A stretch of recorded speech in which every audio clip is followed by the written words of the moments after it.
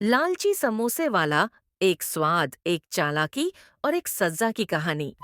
क्या आपने कभी ऐसा समोसा खाया है जिसे खाकर लोग नाचने लगे? ये कहानी है रामपुर गांव की, जहां एक समोसे वाले की लालच ने पूरे गांव को जकड़ लिया और फिर जो हुआ वो बना एक मिसाल। गांव रामपुर के चौराहे पर एक छोटी सी दुकान थी, भोला जी समोसे वाले। दुकान वाला था भोला प्रसाद। नाम भोला भाला पर दिमाग घुन्ना। उसके समोसे इतने स्वादिष्ट थे कि लोग दूर दूर से खाने आते। हर समोसे में कुछ ऐसा था कि जो एक बार खा ले वो हर रोज वही खाना चाहे।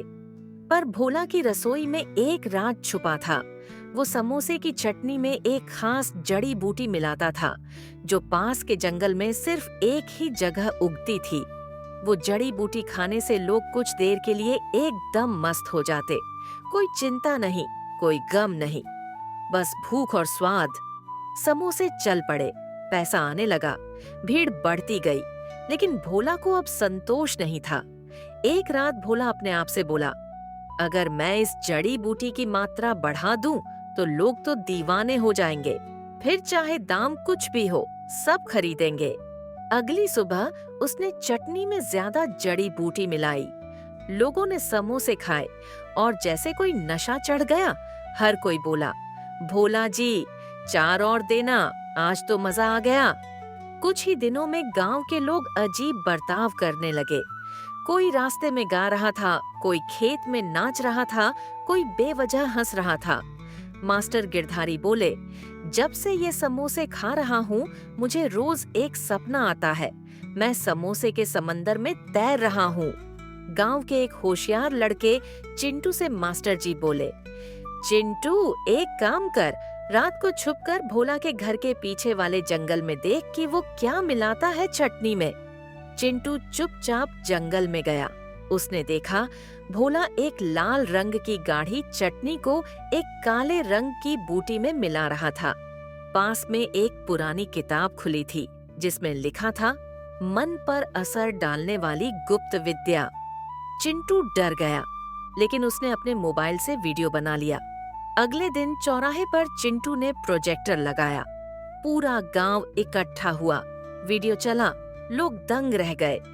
अरे, ये तो जादू टोना है, हमसे धोखा हुआ। लोगों ने भोला की दुकान तोड़ दी।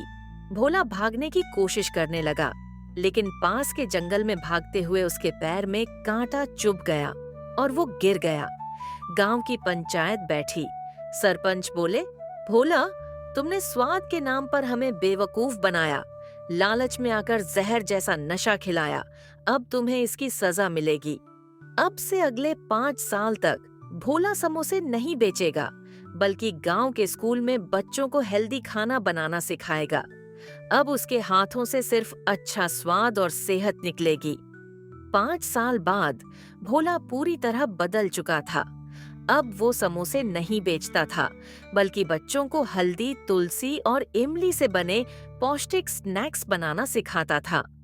रामपुर अब जाना जाता था स्वस्थ गांव के नाम से। इस कहानी से हमें यह सीख मिलती है कि जब लालच चटनी की तरह घुलता है, तो स्वाद भी कड़वा हो जाता है। लेकिन समय पर सुधर जाओ तो वही हाथ लोगों की सेहत बना सकते हैं। अगर आपको ये कहानी पसंद आई हो तो लाइक, शेयर और कमेंट जरूर करें।